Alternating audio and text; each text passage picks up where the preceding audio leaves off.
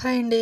Welcome to cooking with కుమారి. ఈరోజు అయితే మన వీడియోలో స్వీట్ అయితే చేయబోతున్నానండి. ఈ స్వీట్ అయితే టేస్ట్ చాలా బాగుంది. ఈ ఉగాది కనుక మీరేమన్నా స్వీట్ చేయాలనుకుంటే ఖచ్చితంగా ఇది ట్రై చేయాల్సిందే. ఒకసారి కనుక ఇది తింటే మళ్ళా కావాలని అడుగుతారు. ఇంకా వీడియోలోకి వెళ్ళిపోతే నేనైతే 1/2 kg క్యారెట్లు తీసుకున్నానండి. ముందుగా క్యారెట్లు పొట్టు తీసేసుకొని నీట్ గా కడిగేసుకొని ఈ విధంగా కట్ చేసుకోవాలి. చూసారు కదా, ఇలానే అన్ని కూడా కట్ చేసుకొని ఒక కుక్కర్ తీసుకొని కుక్కర్ లో వేసుకొని మునిగేంత వరకు వాటర్ పోసుకొని కుక్కర్ మూత పెట్టేసుకొని స్టవ్ వెలిగించుకొని మీడియం ఫ్లేమ్ లో 7 విజిల్లు వచ్చేంత వరకు ఉడికించుకోవాలి. 7 విజిల్లు వచ్చాక స్టవ్ ఆఫ్ చేసుకొని కొంచెం చల్లగయ్యాక మూత తీసుకొని చూసారు కదా, ఇలా ఉడికాక చల్లగయ్యాక ఒక మిక్సీ గిన్నెలో వేసుకొని క్యారెట్ ఉడికించుకున్న వాటర్ కొంచెం పోసుకొని ఈ విధంగా మెత్తగా పేస్ట్ లాగా చేసుకోవాలి.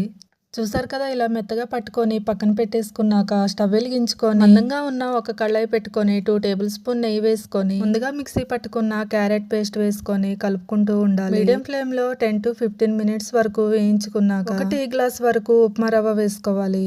మొత్తం కలిసేలాగా ఒకసారి కలుపుకున్నాక మరో టీ గ్లాస్ వరకు పాలు పోసుకోవాలి.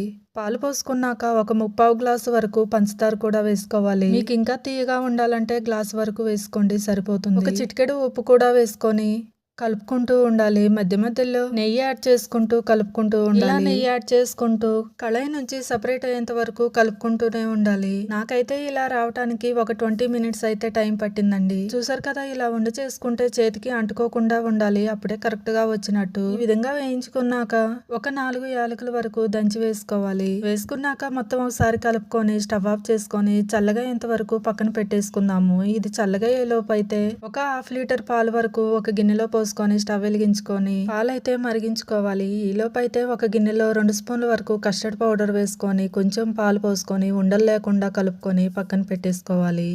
చూసారు కదా, పాలు ఈ విధంగా కాగి మరుగుతున్నప్పుడు ముందుగా కలిపి పెట్టుకున్న కస్టర్డ్ పౌడర్ వేసుకోవాలి.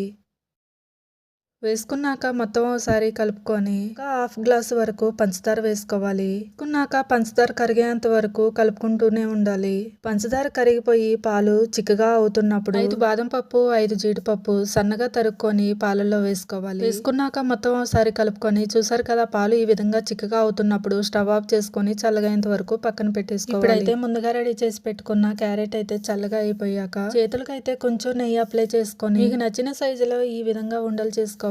చూసారు కదా, ఇలా చేసుకోవాలి. ఇలానే అన్ని కూడా చేసుకొని ఒక బౌల్లోకి వేసుకోవాలి. మీ అందరికి చిన్న రిక్వెస్ట్ అండి, మన వీడియోస్ అయితే చాలా మంది చూస్తున్నారు కానీ లైక్ చేయట్లేదు, సబ్స్క్రైబ్ చేసుకోవట్లేదు. లైక్ చేయటం వల్ల మన వీడియోస్ అయితే ఇంకా ముందుకు వెళతాయి. చూసిన వాళ్ళందరూ కూడా ప్లీజ్ లైక్ చేయండి. చూసారు కదా, ఇలానే అన్ని వేసుకున్నాక ముందుగా కాచి పెట్టుకున్న కస్టర్డ్ పాలు చల్లగా అయ్యాక పోసేసుకోవడమే. పోసుకున్నాక 1 గంట వరకు ఫ్రిడ్జ్ లో పెట్టుకొని తింటే ఎంతో టేస్టీ అయిన క్యారెట్ రసమలై అయితే రెడీ అయిపోతుంది. టేస్ట్ అయితే చాలా బాగుంది. మీరు కూడా ట్రై చేసి ఎలా వచ్చిందో కామెంట్ చేయండి. వీడియో నచ్చితే లైక్ చేసి మీ ఫ్రెండ్స్ అండ్ ఫ్యామిలీ మెంబర్స్ కి షేర్ చేయండి. మరెన్నో టేస్టీ ఫుడ్స్ కోసం మన ఛానల్ ని సబ్స్క్రైబ్ చేసుకొని ఫాలో అవ్వండి. బాయ్.